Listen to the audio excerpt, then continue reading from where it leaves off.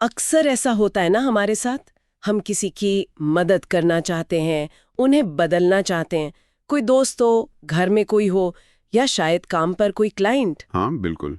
और हम पूरी ईमानदारी से सलाह देते हैं, हम्म। रास्ता दिखाते हैं, अपनी तरफ से पूरी कोशिश करते हैं। हम्म। पर होता क्या है? हम्म। ऐसा लगता है जैसे हमारी सारी बातें ना एक एक अनदेखी दीवार से टकरा रही हैं। सही कहा। सामने वाला शायद सुन भी लेता है, सिर भी हिला देता है, पर असल में कुछ बदलता नहीं है। हम्म। और हमें अंदर ही अंदर वो निराशा होती है, फ्रस्ट्रेशन, हम्म। कि यार इतनी नेक नियत से कोशिश की, सब बेकार गया। ये बहुत आम है ना? बहुत ही आम।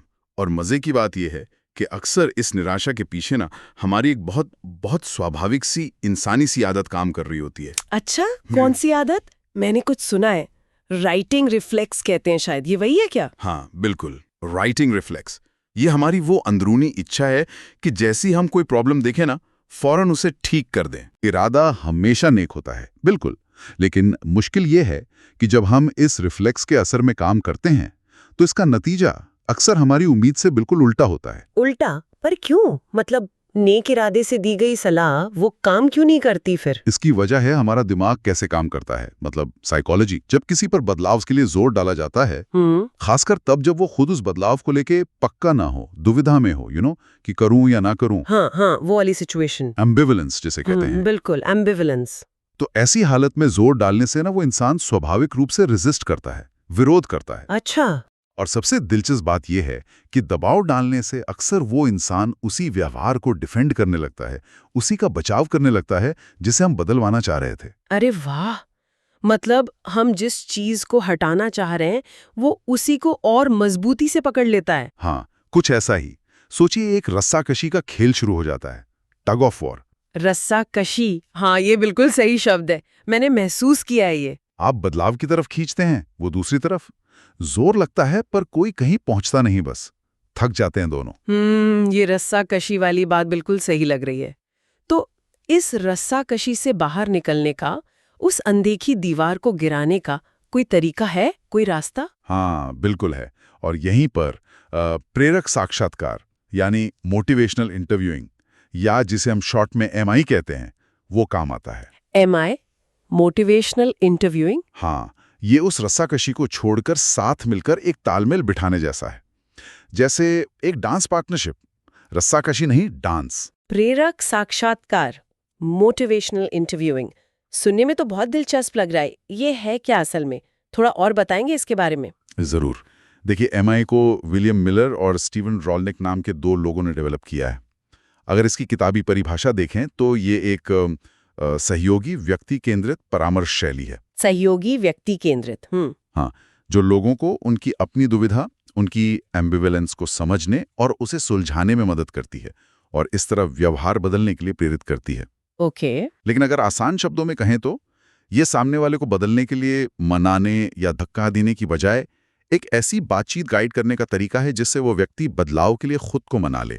खुद को मना ले। हाँ, इसका जो मूल विचार है ना, वो बड़ा क्रांतिकारी है कि प्रेरणा जो है वो बाहर से थोपी नहीं जा सकती, उसे अंदर से जगाना पड़ता है। लोग बदलाव को तब अपनाते हैं जब वो इसके लिए अपने कारण खोजते हैं। वाह, ये तो बिल्कुल बिल्कुल अलग नजरिया है।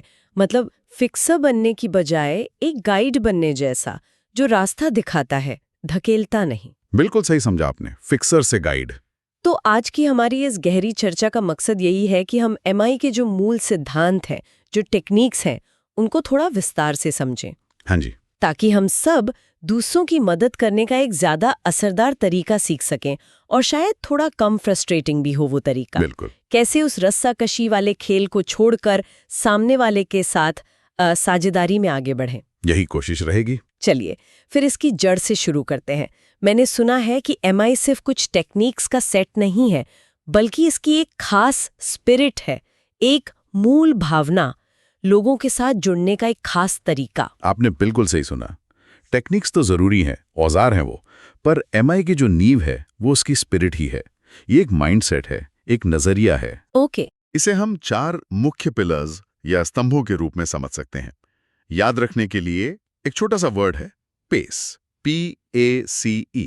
पेस, ठीक है। क्या हैं ये 4 अक्षर? P है पार्टनरशिप, यानी साझेदारी। ए है एक्सेप्टेंस यानी स्वीकृति, सी है कंपैशन यानी करुणा, और ई है इवोकेशन यानी उद्घोषणा या जागृति। Pace, partnership, acceptance, compassion, evocation. ठीक है, एक एक करके समझते हैं। पार्टनरशिप, साझेदारी, इसका क्या मतलब है यहाँ? पार्टनरशिप का मतलब है कि आप एक्सपर्ट की भूमिका में ऊपर बैठ के सलाह नहीं दे रहे हैं। आप और वो व्यक्ति, आप दोनों एक टीम हैं, एक ही लेवल पर हैं, एक ही तरफ बैठकर प्रॉब्लम को देख रहे हैं। अच्छा। वो व्यक्ति अपनी जिंदगी का एक्सपर्ट है, अपनी चुनौतियों का, अपनी इच्छाओं का, और आप शायद बदलाव की प्रक्रिया के एक्सपर्ट हो सकते हैं, पर आप उस व्यक्ति पर कुछ नहीं कर रहे, बल्कि उसके साथ मिलकर काम कर रहे हैं। मतलब बराबरी का रिश्ता, सम्मान का रिश्ता। बिल्कुल, ये बहुत जरूरी है। ठीक है, ये समझ आया। अगला है ए, एक्सेप्टेंस यानी स्वीकृति। इसका क्या मतलब है? क्या हमें उनके हर व्यवहार को मान लेना है, चाहे वो कितना भी नुकसानदेह क्यों न हो? ये थोड़ा कंफ्यूजिंग लग सकता है। हाँ, ये बहुत अहम सवाल है और अक्सर लोग यही कंफ्यूज होते हैं। देखिए, एक्सेप्टेंस का मतलब हर चीज को पसंद करना या मंजूरी देना बिल्कुल नहीं है। अच्छा। इसका मतलब है व्यक्ति के महत्व, उसकी कीमत, वर्थ, और उसकी स्वायत्ता, ऑटोनॉमी का गहरा सम्मान करना, ये मानना कि हर इंसान को अपने फैसले लेने का अधिकार है, भले ही हम उन फैसलों से सहमत ना हों। इसमें वो कार्ल रॉजर्स वाली बात है, बिना शर्त सकारात्मक सम्मान, अनकंडीशनल पॉजिटिव रिगार्ड, व्यक्ति को स्वीकार करना उसकी कमियों और अच्छाइयों के साथ। ठीक है। इसमें 4 बातें शामिल हैं, जिन्हें 4 A's भी कहते हैं। व्यक्ति का पूर्ण मूल्य मानना, एब्सोल्यूट वर्थ, उसकी भावनाओं और नजरिए को ठीक ठीक समझने की कोशिश करना, यानी सटीक सहानुभूति रखना, एक्यूरेट एम्पैथी, उसके अपने फैसले लेने के अधिकार का समर्थन करना, ऑटोनॉमी सपोर्ट, और उसकी ताकतों और कोशिशों को पहचानना और कहना, यानी पुष्टि करना, affirmation. Okay, absolute worth, accurate empathy, autonomy support, affirmation, ये सब एक्सेप्टेंस के अंदर आते हैं। हाँ, ये स्वीकृति एक सेफ माहौल बनाती है जहां व्यक्ति खुलकर अपनी दुविधा पर, अपनी मुश्किलों पर बात कर सकता है, बिना जजमेंट का डर के।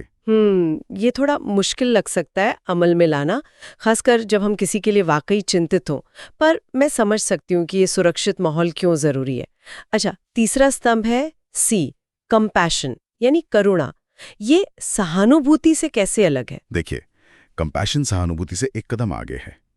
एम्पैथी है दूसरे के दर्द को समझना, महसूस करना। हाँ। कंपैशन है सक्रिय रूप से, एक्टिवली उस व्यक्ति के कल्याण को बढ़ावा देना, उसकी जरूरतों को प्राथमिकता देना। ये सिर्फ समझना नहीं, बल्कि सच में उसके भले के लिए काम करना है, अपने एजेंडा या अपनी जरूरतों से ऊपर उठकर। मतलब दिल से दूसरे का हित चाहना, एक्टिवली। बिल्कुल, एक्टिवली। और आखिरी स्तंभ ई, इवोकेशन, उद्घोषणा या जागृति। ये सुनने में थोड़ा रहस्यमयी सा लगता है, इवोकेशन। हाँ, और ये MI की सबसे खास, सबसे यूनिक बातों में से एक है।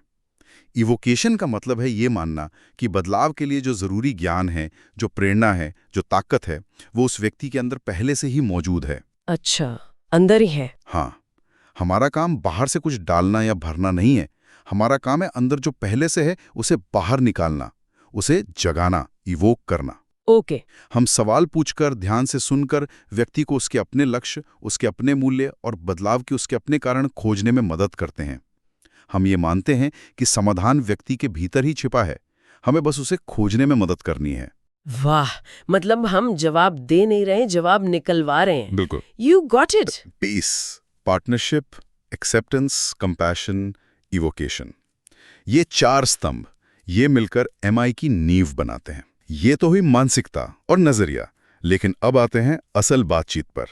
इस स्पिरिट को, इस भावनाओं को बातचीत में उतारने के लिए कौन से स्किल्स या टूल्स इस्तेमाल होते हैं? मैंने ORS स्किल्स के बारे में सुना है। OARS। बिल्कुल। पे स्पिरिट वो माहौल बनाती है जिसमें बदलाव पनप सके, और ORS वो औजार हैं, वो नावें हैं जिनसे हम उस माहौल में बातचीत की नदी पार करते हैं। ओर्स, नाव चलाने वाले चप्पू। हाँ, कुछ वैसा ही समझ लीजिए। ORS का मतलब है O, ओपन एंडेड क्वेश्चंस, खुले सिरे वाले प्रश्न, A, अफर्मेशंस, स्वीकारोक्ति पुष्टि, R, रिफ्लेक्टिव लिसनिंग, चिंतनशील श्रवण, और S, समरीज, सारांश।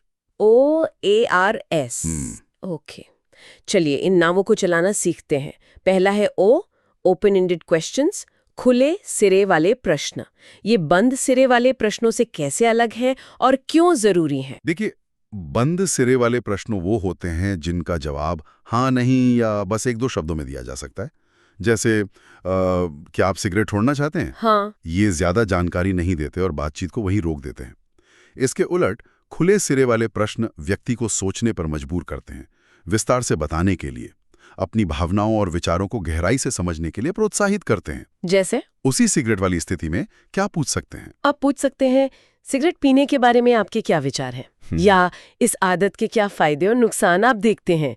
या अगर आप ये आदत बदलें तो क्या हो सकता है? हाँ, ये सवाल व्यक्ति को अपनी कहानी सुनाने का मौका देते हैं। पर यहाँ एक बात का ध्यान रखना जरूरी है।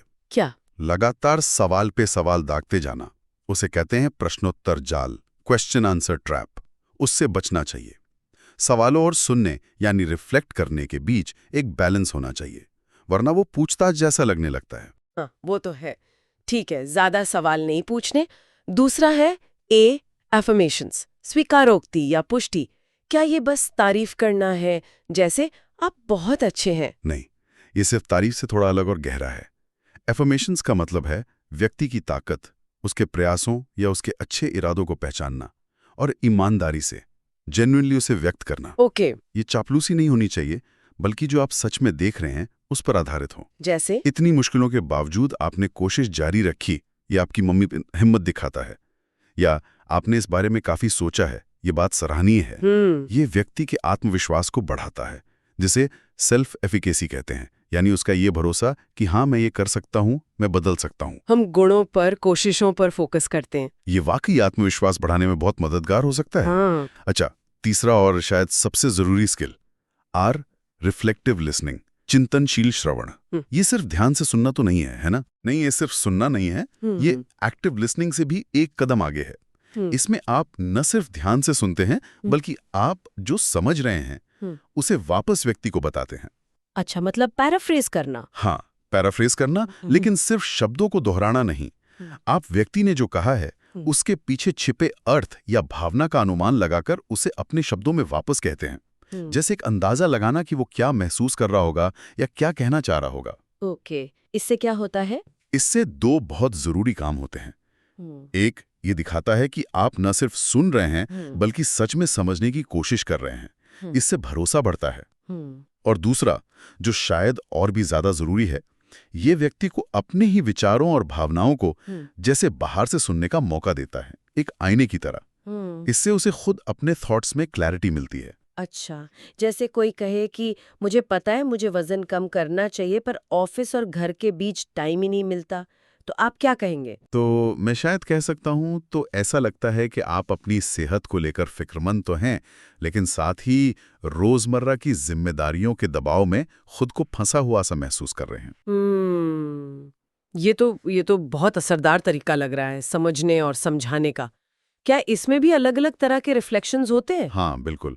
सिंपल रिफ्लेक्शंस होते हैं जो कही बात को थोड़ा बदल कर दोहराते हैं, और कॉम्प्लेक्स रिफ्लेक्शन होते हैं जो अनकही भावना मतलब या गहराई को पकड़ने की कोशिश करते हैं। अच्छा। और एक बहुत ही पावरफुल रिफ्लेक्शन होता है जिसे डबल साइडेड रिफ्लेक्शन कहते हैं। डबल साइडेड ये क्या है? ये व्यक्ति की दुविधा, उसकी एम्बिवेलेंस के दोनों पहलुओं को एक साथ दिखाता है, बिना किसी तरफ झुके। जैसे, तो एक तरफ आप जानते हैं कि शराब छोड़ने से आपकी सेहत सुधरेगी और शायद आपके रिश्ते भी बेहतर होंगे, और दूसरी तरफ आपको लगता है कि ये तनाव कम करने का आपका शायद एकमात्र तरीका है इस वक्त। ओह, तो आप दोनों साइड्स को एक साथ रख देते हैं, जजमेंट के बिना। और चौथा स्किल है एस, समरीज, सारांश। इसका क्या रोल है? ये तो आसान लगता है। हाँ, सुनने में आसान लगता है, पर इसका रोल बहुत अहम है। समरीज यानी सारांश बातचीत के अलग अलग हिस्सों को एक साथ पिरोने का काम करते हैं, जैसे मोतियों को एक धागे में पिरोना। अच्छा। ये एक पड़ाव की तरह है जहां आप रुककर देखते हैं कि अच्छा, अब तक हमने ये बातें की हैं। ये क्लैरिटी लाते हैं, मुख्य पॉइंट्स को कंफर्म करते हैं, खासकर उन बातों को जो बदलाव की तरफ इशारा करती हैं, जिन्हें हम आगे चलकर चेंज टॉक कहेंगे। हाँ, चेंज टॉक। हाँ, और सारांश बातचीत को एक दिशा देते हैं, आगे बढ़ने में मदद करते हैं। आप कह सकते हैं, तो अगर मैं ठीक समझाऊं तो अब तक हमने इस बारे में बात की है कि, और आपने ये भी बताया कि, क्या मैंने सही समझा है? क्या कुछ और जोड़ना चाहेंगे इसमें? ये दिखाता है कि आप ध्यान दे रहे हैं और बातचीत को ट्रैक पे भी रखते हैं। बिल्कुल। ओआरस, खुले प्रश्न, पुष्टि, चिंतनशील श्रवण और सारांश, ये चारों मिलकर बातचीत को एक ढांचा देते हैं। ये सब सुनने में बहुत सहज और उपयोगी लग रहा है, लेकिन इस पूरी बातचीत का असल मकसद क्या है? वो जादू कहाँ है जिससे बदलाव की वो चिंगारी वो भड़कती है? एक्सपर्ट, यहीं पर शायद वो चेंज टॉक जिसकी आप बात कर रहे थे उसकी भूमिका आती है। बिल्कुल सही पकड़ा आपने। यहीं पर एमआई का असली कमाल या कहें मैजिक या गोल्ड छिपा है। चेंज टॉक यानी बदलाव की बात। बदलाव की बात। हाँ, ये क्लाइंट या व्यक्ति की कही हुई कोई भी ऐसी बात है जो स्टेटस क्वो यानी जैसी स्थिति है उससे हटने और बदलाव की दिशा में जाने का इरादा या झुकाव दिखाती है। ओके, इसे पहचानते कैसे हैं? इसे पहचानने के कुछ तरीके हैं। शुरुआत में ये अक्सर इच्छा के रूप में आती है, जैसे काश मैं सुबह जल्दी उठ पाती। या क्षमता के रूप में, मैं शायद हफ्ते में 2 दिन जिम जा सकता हूँ। या कारण के रूप में, अगर मैं स्मोकिंग छोड़ दूं तो मेरे पैसे बचेंगे। या फिर जरूरत के रूप में, मुझे अपनी सेहत सुधारनी ही होगी, डॉक्टर ने कहा है। डिजायर, एबिलिटी, रीजंस, नीड, इनको याद रखने का कोई तरीका है? हाँ, इनके पहले अक्षर मिलाकर एक शब्द बनता है, डैन, DARN। ये शुरुआती चेंज टॉक के प्रकार हैं। Done, desire, ability, reasons, need. दिलचस्प। और क्या इसके आगे भी कुछ होता है? ये तो बस इच्छा या जरूरत बता रहे हैं। हाँ, बिल्कुल। जब व्यक्ति बदलाव के और करीब आता है तो चेंज टॉक और मजबूत हो जाती है। फिर वो प्रतिबद्धता के रूप में दिख सकती है, जैसे मैं कल से ही शुरू करूंगा। ओके, पक्का इरादा। हाँ, या फिर सक्रियता के रूप में, मैं जिम की मेंबरशिप लेने जा रहा हूं, मतलब तैयारी। या फिर सीधे ठोस कदम उठाने के रूप में, मैंने आज सुबह वॉक की या मैंने आज मीठा नहीं खाया। कमिटमेंट, एक्टिवेशन, टेकिंग स्टेप्स, इसका भी कोई शॉर्ट फॉर्म है? इसे कैट कहते हैं, CAT। तो डांस से शुरुआत होकर कैट तक पहुंचना, ये बदलाव की एक तरह की यात्रा है जो बातों में झलकती है। डांस से कैट तक, वाह।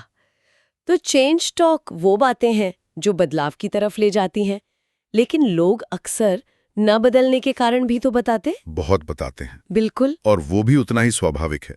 उसे हम कहते हैं सस्टेन टॉक, यानी यथास्थिति बनाए रखने की बात। सस्टेन मतलब बनाए रखना। Sustain talk. हाँ, ये ना बदलने के तर्क होते हैं, जैसे मुझे मीठा खाना बहुत पसंद है, मैं छोड़ नहीं सकता। या व्यायाम करने से मुझे कोई फर्क नहीं पड़ता। या मेरे पास टाइम ही नहीं है। ये तो बहुत सुनने को मिलता है। और MI का लक्ष्य क्या है? चेंज टॉक को पहचानना, उसे प्रोत्साहित करना, उसे बाहर निकालना, इवोक करना। जी। और सस्टेन टॉक को सुनना, समझना और स्वीकार करना, उस पर बहस किए बिना। पर अगर कोई गलत बात कह रहा हो तो? यही सबसे बड़ा फर्क है ट्रेडिशनल अप्रोच से। हम सस्टेन टॉक से लड़ते नहीं हैं, हम उसे एक्नॉलेज करते हैं, रिफ्लेक्ट करते हैं। जैसे, तो आपके लिए मीठा छोड़ना इस वक्त बहुत मुश्किल लग रहा है, पर हमारा ध्यान चेंज टॉक को बढ़ाने पर होता है। क्यों? सस्टेन टॉक को चैलेंज क्यों नहीं करते? क्योंकि जब व्यक्ति खुद बदलाव के पक्ष में तर्क देने लगता है, जब वो अपनी जुबान से कहता है कि वो क्यों बदलना चाहता है, कैसे बदल सकता है, तो वो असल में खुद को मना रहा होता है। मतलब वो अपनी तर्कों से कन्विंस हो रहा है। एग्जैक्टली। यही वो मोटिवेशनल गोल्ड है जिसके हम तलाश में रहते हैं। रस्साकशी वहीं खत्म हो जाती है, आप खींच नहीं रहे, वो खुद अपनी दिशा चुन रहा है। ये बहुत शक्तिशाली विचार है, व्यक्ति को खुद अपनी प्रेरणा खोजने देना। अच्छा, आपने शुरू में MI की 4 प्रक्रियाओं का भी जिक्र किया था, इंगेजिंग, फोकसिंग। क्या आप संक्षेप में बता सकते हैं कि ये क्या है और ये पूरी प्रक्रिया में कैसे फिट होती हैं? जरूर। ये 4 प्रक्रियाएं MI की पूरी यात्रा का एक नक्शा या रोड मैप देती हैं। इंगेजिंग, जुड़ना, फोकसिंग, केंद्रित करना, इवोकिंग, प्रेरणा जगाना, और प्लानिंग, योजना बनाना। Engaging, focusing, evoking, planning. हाँ, ये आमतौर पर इसी क्रम में चलती हैं, लेकिन ऐसा नहीं कि बिल्कुल सीधी रेखा में। कभी कभी आपको किसी स्टेप पर वापस भी जाना पड़ सकता है। ओके, पहला इंगेजिंग। इंगेजिंग यानी जुड़ना, ये पहला और सबसे जरूरी कदम है। यहाँ आप व्यक्ति के साथ एक सुरक्षित, भरोसेमंद, सहयोगात्मक रिश्ता बनाते हैं, वर्किंग अलायंस। यहाँ पे स्पिरिट और OAR स्किल्स, खासकर रिफ्लेक्टिव लिसनिंग और ओपन एंडेड क्वेश्चंस बहुत काम आते हैं। ठीक है, पहले रिश्ता बनाना, फिर फोकसिंग। फोकसिंग यानी केंद्रित करना। एक बार रिश्ता बन जाए तो आप मिलकर ये तय करते हैं कि बातचीत किस खास मुद्दे या बदलाव के लक्ष्य पर फोकस करेगी। कई बार व्यक्ति कई चीजों से जूझ रहा होता है। यहाँ आप एजेंडा सेट करने में मदद करते हैं, लेकिन आखिरी फैसला व्यक्ति का होता है कि वो किस पर बात करना चाहता है। तीसरा इवोकिंग। इवोकिंग यानी प्रेरणा जगाना, ये एमआई का दिल है। यहीं पर आप व्यक्ति के अंदर की प्रेरणा, उसके अपने कारण, उसके मूल्य और लक्ष्य जगाते हैं। आप चेंज टॉक को बाहर निकालने और मजबूत करने पर ध्यान केंद्रित करते हैं। डार्न और कैट को पहचानना और उन्हें प्रोत्साहित करना, वो सब यही होता है। और आखिर में प्लानिंग। प्लानिंग यानी योजना बनाना।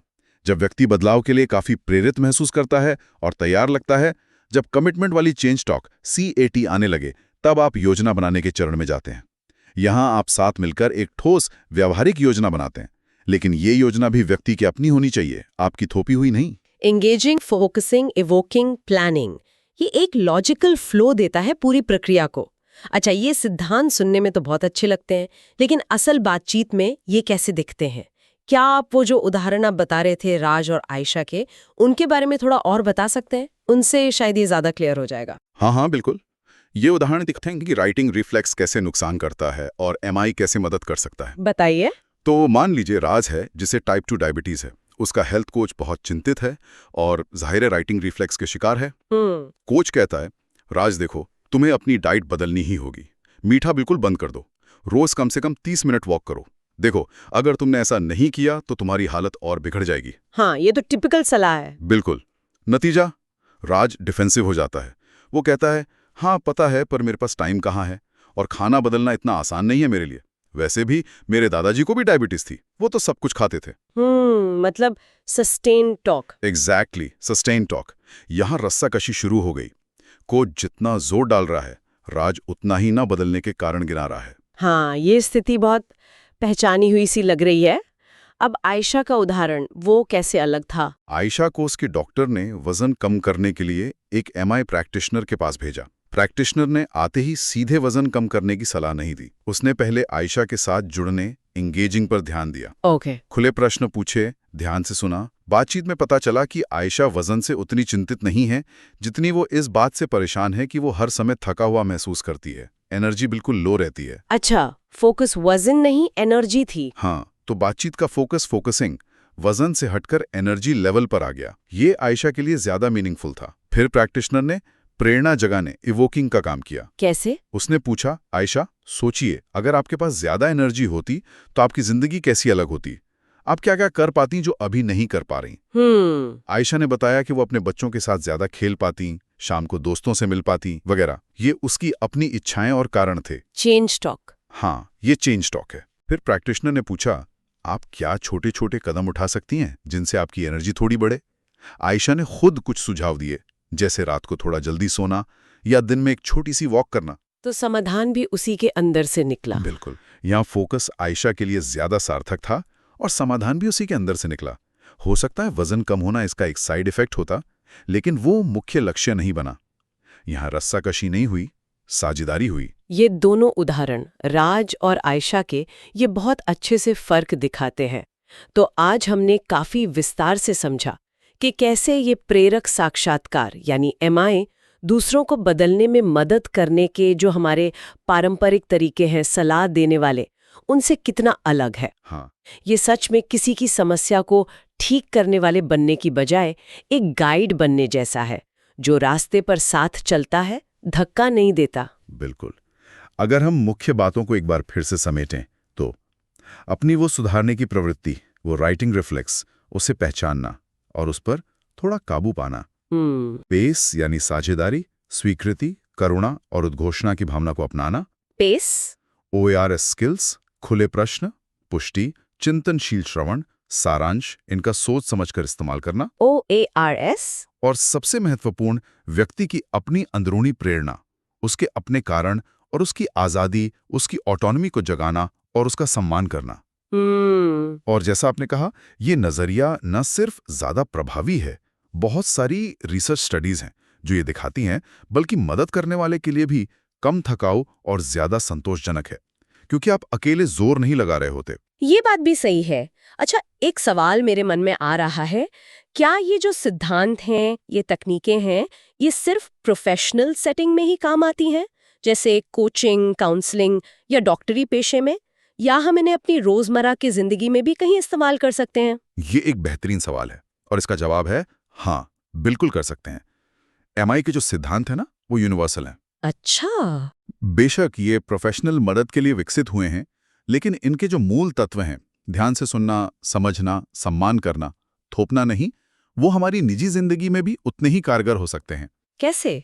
मतलब दोस्तों या परिवार के साथ? हाँ, सोचिए, अपने बच्चों के साथ बातचीत में, अपने जीवन साथी के साथ किसी मुश्किल मुद्दे पर बात करते हुए या किसी दोस्त की मदद करते हुए, अगर हम अपने राइटिंग रिफ्लेक्स से बचकर सच में समझने की कोशिश करें और उनकी अपनी सोच को बाहर लाने में मदद करें, तो रिश्ते बेहतर हो सकते हैं और शायद बदलाव की संभावना भी बढ़ जाए।